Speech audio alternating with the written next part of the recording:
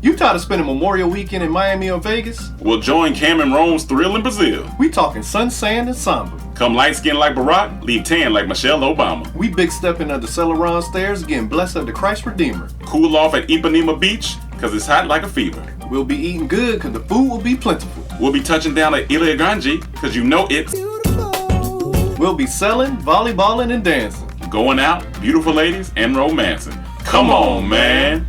We'll be doing all that and so much more. Like our trips this year and our trips before. But that's neither here nor there. So book your spot now and catch a fare. So don't miss out like this year and make yourself a vow that you'll pull that trigger, because tickets are available now. Alright, y'all, we tired. Hit that link in the bio. Why our hips still moving? I don't know. Stop them. No. Alright. Okay.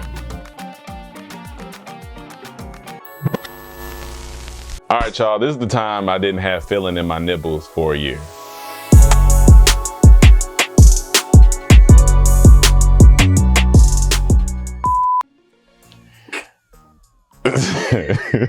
What? What?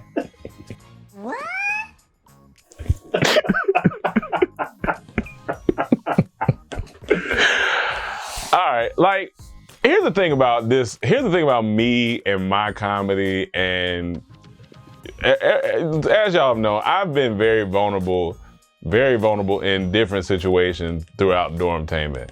I done talked about how my testicle done swole up, how I accidentally skeeted on my cheek, on my own cheek. How I done told a lot of wild things, because I genuinely don't give a fuck, but because I think comedy is expressive, it's funny, part of creativity. So here's another vulnerable moment. So this is like post-fat. I'm like 17, and so I'm dealing with. How old were you? It's like 17. It's post-fat. Yeah, PF. It's PF. Not plenty fish, but post-fat. Post-fat was pre-fat. Yeah, it was pre-fat. It wasn't during fat, it was PF. Post-fat. So I lost. We happy for you. Yeah, I appreciate it. Yeah, I made it. So I was born with a condition. It's hard to explain. It's like a lot of like extra breast tissue that could cause, like, if it could be cancerous. Like, and I had 2 knots in my chest, right? And I was like, oh, we're not thinking nothing of it. But then when I lost weight, the knots were there, and I'm like, oh, that's weird. Okay, cool. And so for a long time, I was insecure about it. I was straight insecure about my chest and how I felt about it and all this stuff, all right? And I was like, what's going on? This extra breast tissue, great. That's why it's good that I went into comedy, because I needed to know that, I needed to be able to laugh at myself, because if not, I'd have been sad. I'd have been fat sad. So anywho, we go to the doctor, and I think it's like a thing called, I believe it's called Gynecomastia or gyno something like that. How you spell it? Brother, you know them doctor terms. I don't know what they be. It was long.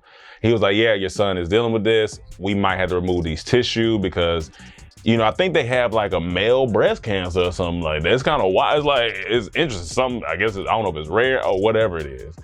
So this is gonna be my first like big like surgery. And I'm nervous because I'm like, I don't know what does this mean?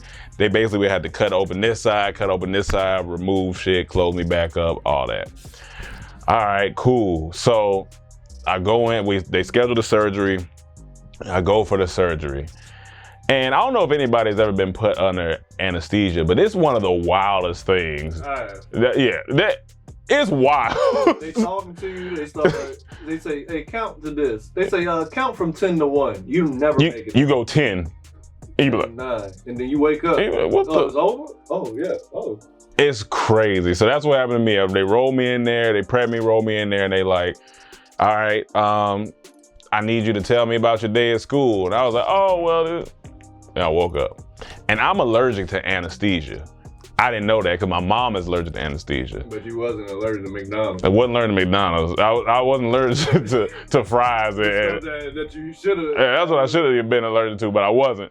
So go through surgery, I wake up, I'm sick from the anesthesia, whatever. So doctor comes in, check him. He's like, look, I'm bandaged up here. I got like a blood tube hanging out here where like drainage is coming out.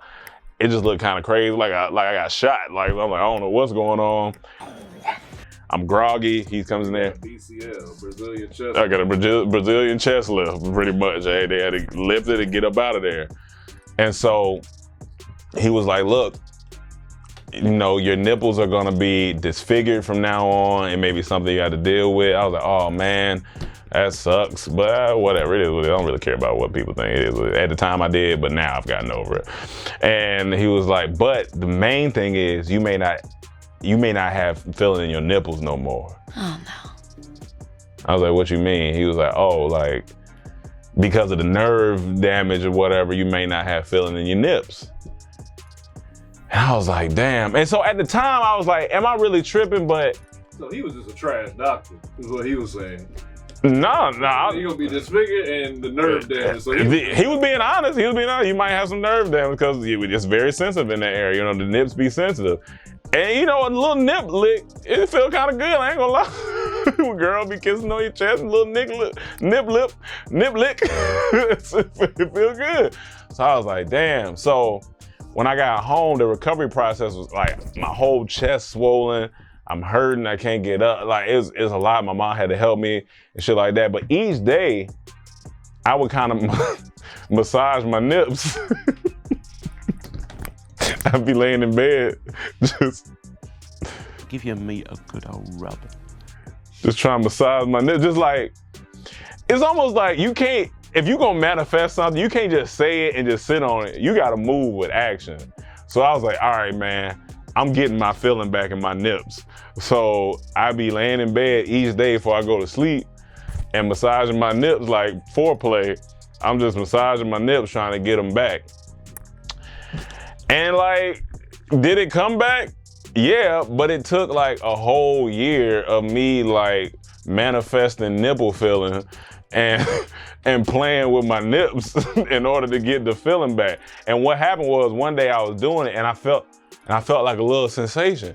It's almost like when you see those movies and like the person's paralyzed and then you get that one little flick, that one little flick of the toe, and you like,